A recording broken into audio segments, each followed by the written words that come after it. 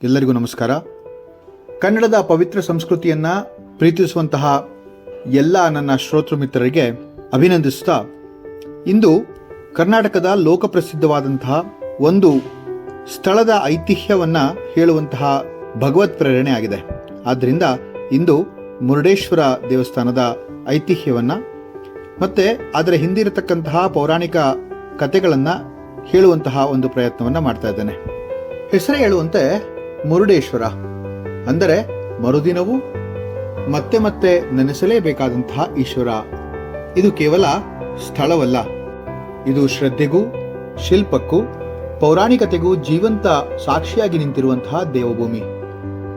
ಉತ್ತರ ಕನ್ನಡ ಜಿಲ್ಲೆಯ ಭಟ್ಕಳ ತಾಲೂಕಿನ ಅರವಿಂದ ಸಮುದ್ರ ಅಂದರೆ ಅರಬ್ಬಿ ಸಮುದ್ರದ ತೀರದಲ್ಲಿ ನೆಲೆಗೊಂಡಿರುವಂತಹ ಈ ಮುರುಡೇಶ್ವರ ತನ್ನ ದೇವಾಲಯ, ಗೋಪುರ, ಭವ್ಯ ಶಿವ ಪ್ರತಿಮೆ ಹಾಗೂ ನಿತ್ಯ ಸಾಗರದ ಸಂಗೀತದೊಂದಿಗೆ ಪ್ರಪಂಚಾದ್ಯಂತ ಭಕ್ತರನ್ನ ಸೆಳೀತಾ ಇದೆ.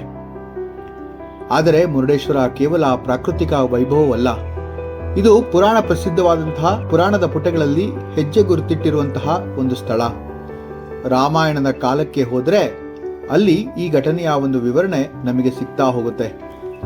ಅದೇನು ಅಂತಂದ್ರೆ, ಹಿಂದೆ ದೇವರುಗಳು ಆತ್ಮಲಿಂಗ ಎಂಬ ದೈವಿಕ ಲಿಂಗವನ್ನ ಪೂಜಿಸುವ ಮೂಲಕ ಅಮರತ್ವವನ್ನ ಮತ್ತೆ ಅಜೇಯತೆಯನ್ನ ಪಡಿತಾ ಇದ್ರು. ಇದನ್ನ ಲಂಕಾಧಿಪತಿ ರಾವಣನ ತಾಯಿ ಕೈಕಸಿ ಮತ್ತೆ ಆ ಕೇಳಿ ತಿಳ್ಕೊಂಡಂತಹ ಕೈಕಸಿ ಆ ಒಂದು ಶ್ರೇಷ್ಠತೆ, ಆ ಅಮರತ್ವ ತನ್ನ ಮಕ್ಕಳಿಗೆ ಬರಬೇಕು ಅಂತಕ್ಕಂತಹ ಒಂದು ಮಾತನ್ನ, ಆ ಅಮರತ್ವ ನನ್ನ ಮಕ್ಕಳಿಗೂ ಸಿಗಬೇಕು ಅನ್ನುವಂತಹ ವಿಚಾರವನ್ನ ಮಾಡಿ ಅವಳು ಈ ಒಂದು ಕೆಲಸಕ್ಕೆ ಕೈ ಹಾಕ್ತಾಳೆ. ರಾಕ್ಷಸರ ರಾಜ ಸುಮಾಲಿಗೆ ಹುಟ್ಟಿದಂತಹ ಕೈಕಸಿ ವಿಶ್ವರಾವಸನನ್ನ ಮದುವೆಯಾಗಿ 4 ಜನ ಮಕ್ಕಳನ್ನ ಪಡಿತಾಳೆ. ಆ 4 ಜನರಲ್ಲಿ ರಾವಣ, ವಿಭೀಷಣ, ಕುಂಭಕರ್ಣ ಹಾಗೂ ಶೂರ್ಪಣಖಿ. ಕೈಕಸಿ ಮಹಾಬುದ್ಧಿವಂತಳು. ತನ್ನ ಮಕ್ಕಳಿಗೆ ದೇವತೆಗಳಿಗಿಂತ ಶ್ರೇಷ್ಠತೆ ಬೇಕೆಂದು ಕನಸು ಕಾಣ್ತಾಳೆ.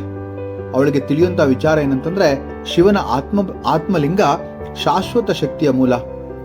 ಅದನ್ನ ಯಾರು ಪೂಜಿಸ್ತಾರೋ ಅವನು ಲೋಕರಾಜನಾಗಬಹುದು ಅಂತ.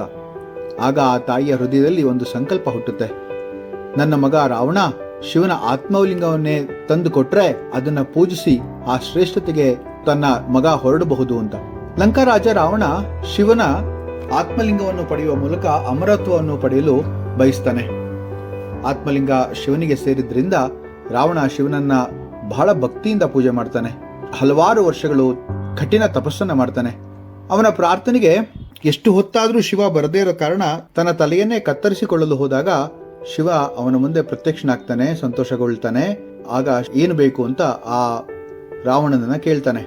ಆಗ ರಾವಣ ಶಿವನನ್ನ ಧ್ಯಾನಿಸಿ, ವಂದಿಸಿ, ಪೂಜಿಸಿ ತನಗೆ ನಿನ್ನ ಆತ್ಮಲಿಂಗವೇ ಬೇಕು ಅಂತ ಕೇಳಿದಾಗ ಅದನ್ನ ಕೊಟ್ಟು ಶಿವ ಒಂದು ಷರತ್ತನ್ನು ಕೂಡ ಹೇಳ್ತಾನೆ.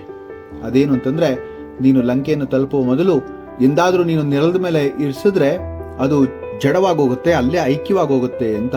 ತನ್ನ ವರವನ್ನ ಪಡೆದ ನಂತರ ರಾವಣ ಲಂಕೆಗೆ ಪ್ರಯಾಣವನ್ನ ಬೆಳೆಸ್ತಾನೆ.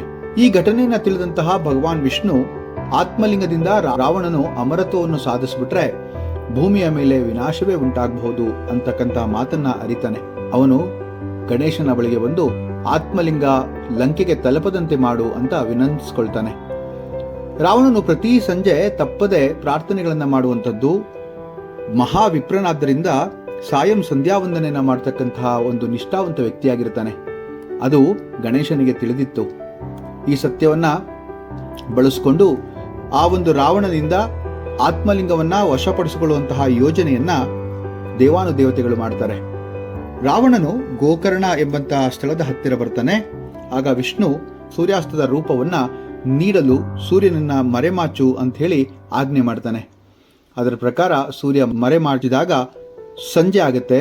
ರಾವಣ ಈಗ ತನ್ನ ಸಂಜೆಯ ಆಚರಣೆಗಳನ್ನ ಸಾಯಂ ಸಂಧ್ಯಾವಂದನೆಯನ್ನ ಮಾಡಬೇಕಾಗಿ ಬರುತ್ತೆ. ಆದರೆ ಕೈಯಲ್ಲಿ ಆತ್ಮಲಿಂಗ ಹೊಂದಿದ್ರಿಂದ ಆತ ತನ್ನ ಆಚರಣೆಯನ್ನ ಮಾಡಲು ಸಾಧ್ಯವಾಗಿರಲ್ಲ. ಆಗ ಅವನಿಗೆ ಆ ಒಂದು ವಿಚಾರ ಚಿಂತೆಗೆ ಈಡು ಮಾಡುತ್ತೆ. ಆ ಸಮಯದಲ್ಲಿ ಬ್ರಾಹ್ಮಣ ಹುಡುಗನ ವೇಷದಲ್ಲಿ ಗಣೇಶ ಅವನಿಗೆ ಎದುರಾಗ್ತಾನೆ. ರಾವಣ ತನ್ನ ಕರ್ಮಗಳನ್ನ ಮಾಡುವವರೆಗೂ ಆತ್ಮಲಿಂಗವನ್ನ ಹಿಡಿದಿಟ್ಟುಕೊಳ್ಳುವಂತೆ ವಿನಂತಿಸಿಕೊಳ್ತಾನೆ ಮತ್ತು ಅದನ್ನು ನೆಲದ ಮೇಲೆ ಇಡಬಾರದು ಅಂತ ಕೂಡ ಕೇಳ್ಕೊಳ್ತಾನೆ. ಗಣೇಶ ರಾವಣನ್ನ 3 ಬಾರಿ ಕರೆಯೋದಾಗೂ ಅಷ್ಟರೊಳಗೆ ರಾವಣ ಬರದೇ ಇದ್ರೆ ಅದನ್ನ ನೆಲದ ಮೇಲೆ ಇಟ್ಬಿಡ್ತೀನಿ ಅಂತ ಹೇಳೋ ಒಂದು ರೀತಿಯಲ್ಲಿ ರಾವಣನಿಗೆ ಒಪ್ಪಿಸಿ ಆತ್ಮಲಿಂಗವನ್ನ ತನ್ನ ಕೈಯಲ್ಲಿ ಇಟ್ಕೊಳ್ತಾನೆ. ರಾವಣ ಈ ಕಡೆ ಸ್ವಯಂ ಸಂಧ್ಯಾವಂದನ ಮತ್ತೆ ತನ್ನ ಪ್ರಾರ್ಥನೆಗಳನ್ನ ಮಾಡೋದಕ್ಕೆ ಹೋದಾಗ ಗಣೇಶ 3 ಸತಿ ರಾವಣ ರಾವಣ ರಾವಣ ಅಂತ ಕೂಗುದವನಾಗಿ ಮಾಡಿ ಆತ್ಮಲಿಂಗವನ್ನ ಅಲ್ಲೇ ಭೂಮಿ ಮೇಲೆ ಇಟ್ಬಿಡ್ತಾನೆ. ಗಣೇಶ ಭೂಮಿ ಮೇಲೆ ಇಟ್ಟಂತಹ ಆತ್ಮಲಿಂಗವನ್ನ ಕಂಡು ರಾವಣ ಬಹಳ ಕೋಪಿಷ್ಠನಾಗ್ತಾನೆ. ವಿಷ್ಣು ಸೂರ್ಯನನ್ನ ಮರೆಮಾಚಿ ನಿರ್ಮಿಸಿದ್ದ ಭ್ರಮೆಯನ್ನ ತೆಗೆದುಹಾಕಿದಾಗ ಆಗ ಮತ್ತೆ ಹಗಲಾಯಿತು. ಆಗ ರಾವಣ ತಾನು ಮೋಸ ಹೋಗಿದ್ದೇನೆ ಅಂತ ಹೇಳಿ ಅರ್ಥ ಮಾಡಿಕೊಂಡು ಲಿಂಗವನ್ನ ಕಿತ್ತು ನಾಶಪಡಿಸಲು ಪ್ರಯತ್ನಿಸ್ತಾನೆ. ರಾವಣನ ಬಲದಿಂದ ಕೆಲವು ತುಂಡುಗಳಾಗಿ ಆತ್ಮಲಿಂಗ ಚೆಲ್ಲಾಪಿಲ್ಲಿ ಆಗೋಗುತ್ತೆ. ಲಿಂಗದ ತಲೆಯಿಂದ ಅಂತಹ ಒಂದು ತುಣುಕು ಇಂದಿನ ಸೂರತ್ಕಲ್ನಲ್ಲಿ ಬಿದ್ದಿದೆ ಅಂತ ಹೇಳಲಾಗುತ್ತೆ. ಪ್ರಸಿದ್ಧವಾದಂತಹ ಸದಾಶಿವ ದೇವಾಲಯವನ್ನ ಆ ಲಿಂಗದ ಸುತ್ತಲೂ ನಿರ್ಮಿಸಲಾಗಿದೆ ಅಂತಲೂ ಕೂಡ ಹೇಳಲಾಗುತ್ತೆ. ನಂತರ ಅವನು ಆತ್ಮಲಿಂಗದ ಹೊದಿಕೆಯನ್ನು ನಾಶ ಮಾಡಲು ನಿರ್ಧರಿಸ್ತಾನೆ. ಆ ಹೊದಿಕೆ 37 ಕಿಲೋಮೀಟರ್ ದೂರದಲ್ಲಿರುವ ಸಜ್ಜೇಶ್ವರ ಎಂಬಂತಹ ಸ್ಥಳಕ್ಕೆ ಬಂದು ಬೀಳುತ್ತೆ. ನಂತರ ಅವನು ಆತ್ಮಲಿಂಗದ ಮುಚ್ಚಳವನ್ನ 16ರಿಂದ 19 ಕಿಲೋಮೀಟರ್ ದೂರದಲ್ಲಿರುವ ಗುಣೇಶ್ವರ ಅಂದ್ರೆ ಈಗ ಗುಣವಂತೆ ಅಂತ ಕರೀತಾರೆ ಮತ್ತು ಧಾರೇಶ್ವರ ಎಂಬಂತಹ ಸ್ಥಳಕ್ಕೆ ಬಂದು ಬೀಳುತ್ತೆ. ಅಂತಿಮವಾಗಿ ಅವನು ಆತ್ಮಲಿಂಗವನ್ನು ಮುಚ್ಚುವ ಬಟ್ಟೆಯನ್ನು ಕಂದುಕ ಬೆಟ್ಟ, ಆ ಒಂದು ಕಂದುಕ ಗಿರಿಯಲ್ಲಿ ಇರತಕ್ಕಂತಹ ಮೃದೇಶ್ವರ ಎಂಬಂತಹ ಸ್ಥಳಕ್ಕೆ ಎಸಿತಾನೆ. ಅದು ಅಲ್ಲಿ ಬೀಳುತ್ತೆ. ಆ ಒಂದು ಮೃದೇಶ್ವರನೇ ಈಗ ಮುರುಡೇಶ್ವರ ಅಂತ ಹೇಳಿ ಮರುನಾಮಕರಣವನ್ನು ಮಾಡಲಾಗುತ್ತೆ. ಅಲ್ಲಿ ಈಗಲೂ ಕೂಡ ಆ ಒಂದು ಸುಂದರವಾದಂತಹ ದೇವಾಲಯವನ್ನ ನಿರ್ಮಿಸಿ ಕಂದುಕ ಬೆಟ್ಟದ ಮೇಲೆ ಈಗಲೂ ಕೂಡ ದೇವಸ್ಥಾನ ಇರೋದನ್ನ ನಾವು ಈಗಲೂ ಕೂಡ ನೋಡಬಹುದಾಗಿದೆ. ಈಗ ಮುರುಡೇಶ್ವರದ ಅಪರೂಪ ತಾಣ ಹೇಗಾಯ್ತು ಅನ್ನೋದನ್ನ ನೋಡೋಣ. ಸಮುದ್ರ ಮಧ್ಯೆ 3 ದಿಕ್ಕುಗಳಿಂದ ನೀರಿನಿಂದ ಆವರಿತವಾದಂತಹ ದೇವಾಲಯ, ದೇವತೆಗಳಿಗೂ ಆಸೆ ಮೂಡಿಸುವಂತಹ ಸ್ಥಳ. ಇಲ್ಲಿನ ರಾಜಗೋಪುರ ಸುಮಾರು 237 ಅಡಿ ಎತ್ತರ. ಅದರ ಮೇಲಿಂದ ಕಾಣುವ ದೃಶ್ಯ ಸರ್ವ ಪ್ರಪಂಚಕ್ಕೂ ಎತ್ತರವಾಗಿದೆ ಅಂತಂದ್ರೆ ತಪ್ಪಾಗಲ್ಲ. ಇಲ್ಲಿದೆ 123 ಅಡಿ ಎತ್ತರದ ಶಿವನ ಪ್ರತಿಮೆ, ವಿಶ್ವದ 2ನೆಯ ಶಿವನ ಕುಳಿತಂತಹ ಪ್ರತಿಮೆ. ಕೇವಲ ಉದ್ದದಲ್ಲೇ ಅಲ್ಲ, ಅದರಲ್ಲಿ ಹಿಡಿದಿರುವ ಶಾಂತಮುಖ, ಧ್ಯಾನ ಭಂಗಿ, ಇಡೀ ಶಿಲ್ಪ ಭಕ್ತನ ಮನಸ್ಸಿಗೆ ಒಂದು ಸುಂದರವಾದಂತಹ ದಾರಿಯನ್ನೇ ತೋರಿಸುತ್ತೆ. ಇದೇ ಮುರುಡೇಶ್ವರ. ಇಲ್ಲಿ ಶ್ರದ್ಧೆ ಇದೆ, ಶಿಲ್ಪ ಇದೆ, ಶಕ್ತಿಯ ಪೌರಾಣಿಕತೆ ಇದೆ. ಇಲ್ಲಿ ಸಮುದ್ರದ ಧ್ವನಿಯ ನಡುವೆ ಭಗವಂತನ ಧ್ಯಾನ, ಪಶ್ಚಿಮ ಘಟ್ಟಗಳ ನೆರಳಲ್ಲಿ ಶಕ್ತಿಯ ಅನುಭವ ಕೂಡ ಇಲ್ಲಿ ಇದೆ. ಇಲ್ಲಿ ದೇವನ ಸನ್ನಿಧಿಯಲ್ಲೊಂದು ಚಿರಂತನ ಅನುಭವ ಕೂಡ ನಮಗೆ ಕಾಣಸಿಗುತ್ತೆ. ಆದ್ರಿಂದ ಸದ್ಭಕ್ತರೇ, ಸ್ನೇಹಿತರೆ, ಕೇವಲ ಸ್ಥಳವಲ್ಲ, ನಮ್ಮ ಸಂಸ್ಕೃತಿಯ ಘನತೆ, ದೈವಿ ಭಕ್ತಿಯ ತೀವ್ರತೆ ಹಾಗೂ ಇತಿಹಾಸ ಒಂದು ಜೀವಂತವಾದಂತಹ ಪ್ರತೀಕ ಆ ಒಂದು ಸ್ಥಳ ಅಂತ ಹೇಳಿದ್ರೆ ತಪ್ಪಾಗಲ್ಲ. ಇಂತಹ ಒಂದು ಕಥೆಗಳನ್ನ ಮುಂದೆ ಕೂಡ ಹೇಳುವಂತಹ ಪ್ರಯತ್ನವನ್ನು ಮಾಡ್ತೇನೆ. ಮತ್ತೆ ಮುಂದಿನ ಕಥೆಯೊಂದಿಗೆ ಭೇಟಿ ಮಾಡೋಣ. ನಮಸ್ಕಾರ.